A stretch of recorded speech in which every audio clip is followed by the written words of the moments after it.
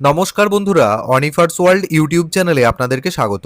অন্নপূর্ণা যোজনার যে সমস্ত আবেদনকারী মহিলাদের স্ট্যাটাস রিজেক্টেড থেকে পরিবর্তন হয়ে আন্ডার এনকোয়ারিতে চলে গেছে, তাদের সবার তথ্য বাড়ি বাড়ি গিয়ে ভেরিফিকেশন করা হবে এবং সেই সময় একটা ফর্ম হয়তো আপনাকে দেওয়া হতে পারে নতুন করে পূরণ করার জন্য। তো এরকম ভেরিফিকেশন ফর্ম আমার কাছে দু ধরনের রয়েছে, সেটা আমি শেয়ার করছি। তো সেই ফর্মগুলো বা সেই ফর্মটা আপনারা কিভাবে পূরণ করবেন এই ভিডিওতে দেখে নিন। এই ফর্মগুলো ব্লক বা মিউনিসিপ্যালিটি অনুযায়ী আলাদা আলাদা রকমের হতে পারে, ফরম্যাটটা আলাদা আলাদা রকমের হতে পারে, তবে তথ্যগতভাবে খুব একটা কিন্তু পার্থক্য নেই। তো ফর্মটা ফিল আপ করার আগে আমরা একটা জিনিস দেখে নেব। আপনারা যদি অন্নপূর্ণা যোজনার অফিসিয়াল পোর্টালটা খোলেন, তাহলে এখানে যে দুটো option, citizen or family log in, এই অপশনটা এবং তার ডান পাশের option department officer log in, এখানে দেখুন একটা নতুন অপশন যোগ হয়েছে, অ্যাক্সেস এনকোয়ারি অফিসার। অর্থাৎ আপনার বাড়ি ভেরিফিকেশন করতে গিয়ে যে যে তথ্যগুলো একজন এনকোয়ারি অফিসার কালেক্ট করলেন, সেগুলো উনি কিন্তু এই জায়গায় এসে আপলোড করবেন, আপনার তথ্যগুলো এখানে এন্ট্রি করবেন। তাহলে এক্ষেত্রে বোঝা যায় যে আপনার ফর্ম ফিল আপে যদি কোনো গন্ডগোল হয়ে গিয়েও থাকে, আন্দাজ করছি জাস্ট, আপনি কিন্তু এই এনকোয়ারি অফিসারের কাছে এসে, মানে বিডিও বা আপনার পঞ্চায়েত অফিসে এসে আপনি কিন্তু আপনার তথ্য সংশোধন করে নিলেও নিতে পারেন, মানে এনাদের কাছে এডিট অপশনটা কিন্তু অ্যাভেলেবেল থাকবে। তো এই তথ্যটা জাস্ট আপনাদেরকে দিলাম। এরপর আমরা সরাসরি ফর্মটা ফিল আপ করবো।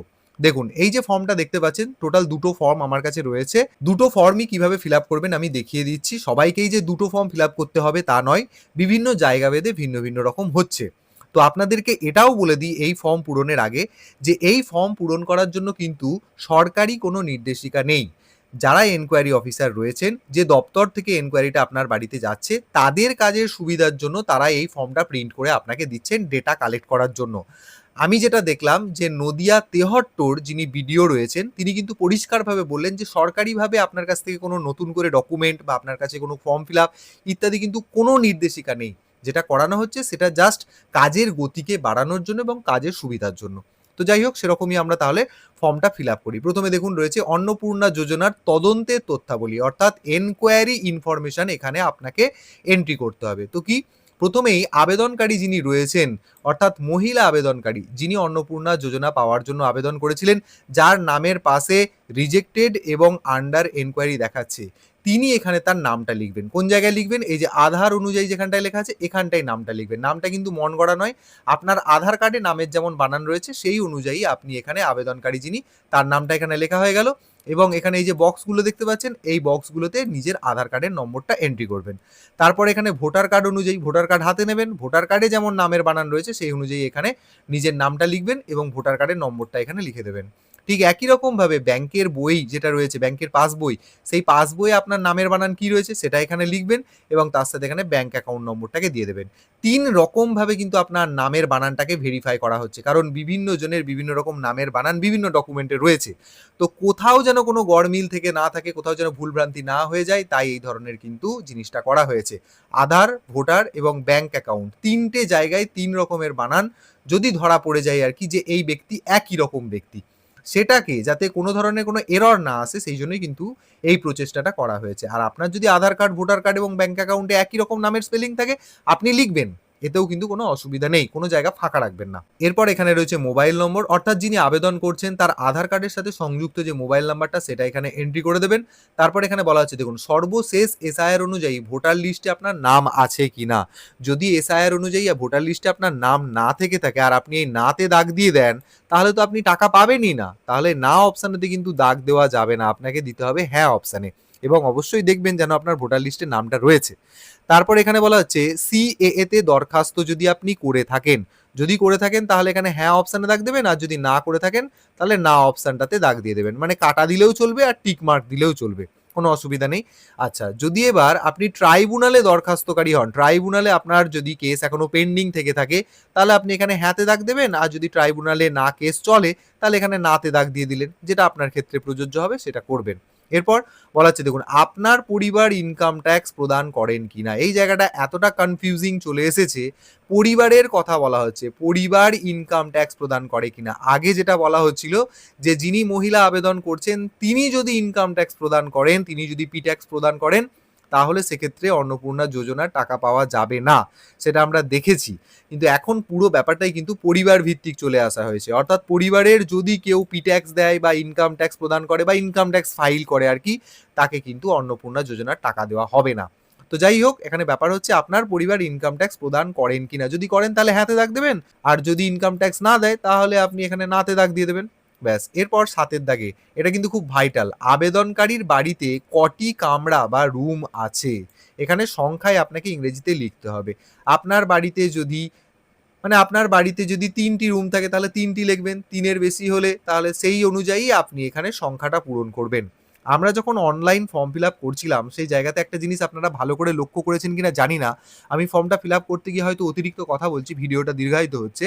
সেখানে দেখবেন আপনাকে জানতে চাওয়া হয়েছিল যে ৩টে রুম অথবা তার চেয়ে বেশি আপনার বাড়িতে রুম রয়েছে কিনা, এটা জানতে চাওয়া হয়েছিল। তারপর আপনি সেই অনুযায়ী সেই জায়গাটাকে ফিল আপ করলেন। তারপর যখন আপনি অ্যাপ্লিকেশন ফর্মটা ডাউনলোড করলেন, সেখানে দেখা যাচ্ছে যে ৩টের বেশি আকারে কিন্তু ওখানে প্রিন্ট হয়ে গেছে। তার মানে আপনাকে ফর্মটা ফিল আপ করালো একটা ডেটা নেওয়ার জন্য, ৩টি বা তার বেশি, এই অনুযায়ী আপনি ফিল আপ করলেন। যখন অ্যাপ্লিকেশন ফর্মটা এবার আপনি সাবমিশনের পর ডাউনলোড করলেন, সেখানে দেখাচ্ছে গ্রেটার দ্যান ৩, মানে ৩-এর বেশি রুম আছে কিনা। তাহলে কতটা ডুপ্লিসিটি চলছে বা কতটা টেকনিক্যাল গ্লিচ চলছে, এটা কিন্তু খুব ভালো করে বুঝতে হবে। তো যাই হোক, এখানে চাওয়া হচ্ছে যে আপনার বাড়িতে কটা রুম আছে, সেটা সিম্পলি আপনাকে এখানে ইংরেজিতে লিখে দিতে হবে। এবার যদি আপনার বাড়িতে ৩টে রুম হয়ে যায় তাহলে আর হলো না, ৩টের বেশি হয়ে গেলেও হচ্ছে না, এবার সেই অনুযায়ী দেবেন আপনারা।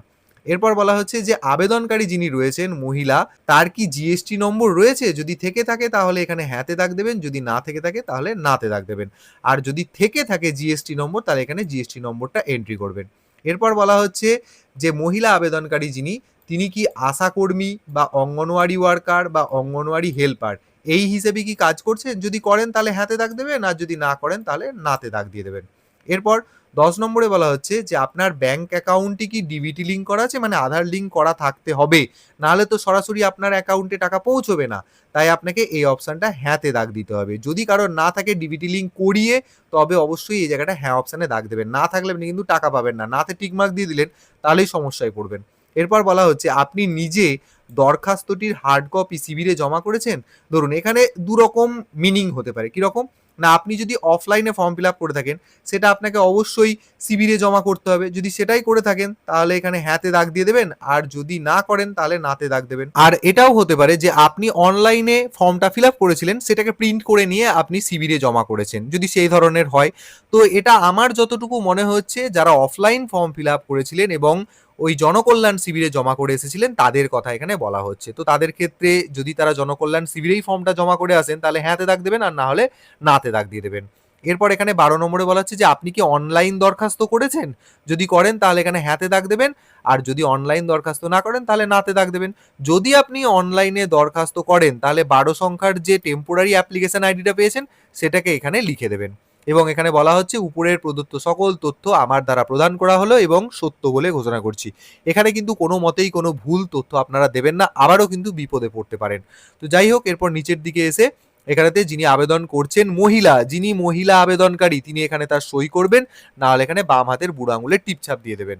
তারপর এই জায়গাটা যিনি তদন্তকারী অফিসার থাকবেন তার এখানে রিমার্কস দেওয়া থাকবে, তিনি তার সই করবেন এই জায়গাটায়, এবং সঙ্গে সঙ্গে বা হয়তো নাও করতে পারে, অফিসে গিয়ে উনি হয়তো সমস্ত তথ্য মিলিয়ে দেখে নিয়ে আবেদনটা আপনার বাতিল হলো নাকি রিজেক্ট হলো সেই কথাটা উনি এখানে লিখবেন, এবং কেন বাতিল করা হলো সেটা কিন্তু কারণ সহ ওনাকে এখানে লিখে দিতে হবে।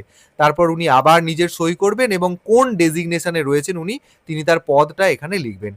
মোটামুটি এই যে তদন্তকারী আধিকারিকের ঘোষণা, এই জায়গাটাতে আপনার কোনো কিছু করার নেই। যিনি তদন্ত করতে আসবেন তিনি তার ধারণা অনুযায়ী তথ্যের ভিত্তিতে এখানে জায়গাটা পূরণ করবেন। মূল কথা এখানটায় অ্যাপ্লিকেশনটা অ্যাকসেপ্ট হবে নাকি রিজেক্ট হবে উনি এখানে কমেন্ট করবেন। ব্যাস, এটা গেল এক ধরনের ফর্ম ফিল আপ। আরেকটা যেটা দেখাচ্ছি সেটা অন্য একটি ব্লক অফিস থেকে দেওয়া হয়েছে। দেখুন এটা আরো সোজা, খুব সোজা একদম। এখানে বলা হচ্ছে দেখুন, যিনি আবেদন করছেন তার গ্রামের নামটা এখানে লিখবেন, তারপর তার গ্রাম পঞ্চায়েতের নামটা এখানে লিখবেন, তিনি কোন ব্লকের বাসিন্দা ব্লকের নামটা লিখবেন। এরপর এখানে আবেদনকারীর নামটা লিখবেন, অবশ্যই এখানে আধার কার্ডে যেমন নামের বানান রয়েছে সেই অনুযায়ী তিনি লিখবেন। তারপর এখানে পিতা অথবা স্বামীর নাম, যার ক্ষেত্রে যেমন প্রযোজ্য তিনি সেটা লিখবেন। যদি অবিবাহিতা হয় তাহলে সেক্ষেত্রে বাবার নাম লিখবেন, আর যদি বিবাহিতা হয়ে যায় তাহলে সেক্ষেত্রে এখানে স্বামীর নামটা লিখবেন।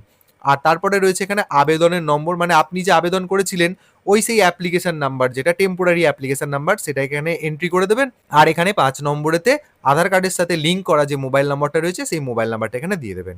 এরপর এখানে যেটা বলা হচ্ছে, যারা এই প্রকল্পের সুবিধা পাওয়ার যোগ্য নন তাদের যাচাইকরণ। দেখুন এখানে 3টে ক্রাইটেরিয়া দেওয়া হয়েছে। যদি এগুলো ম্যাচ করে, মানে হ্যাঁ হয়, তাহলে আপনি মোটেও টাকা পাবেন না। কি কি না, রাজ্য সরকারি কর্মচারী এবং সরকারি পেনশনভোগী। মহিলা যদি নিজে রাজ্য সরকারি কর্মচারী হয় বা সরকারি পেনশনভোগী হয় তাহলে এখানে তাকে হ্যাঁতে দাগ দিতে হবে, যদি না হয় তাহলে নাতে দাগ দিতে হবে।